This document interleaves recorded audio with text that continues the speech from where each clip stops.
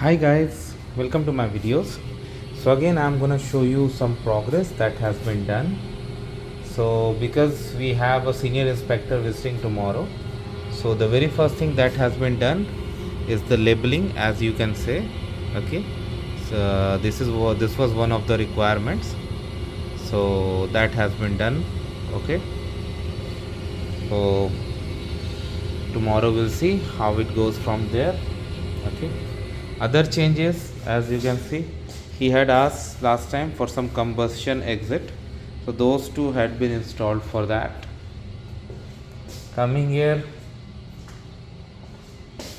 one of the things he said was to increase the height of the door. While it's not possible to do it like that, but with this method this has been increased a white. Now if I measure, it looks definitely slightly more than what it used to be before. Almost this much height of the door has been increased.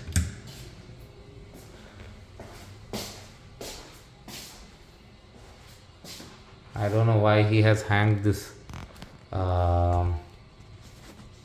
light here. Maybe he would like to do something tomorrow. We'll see.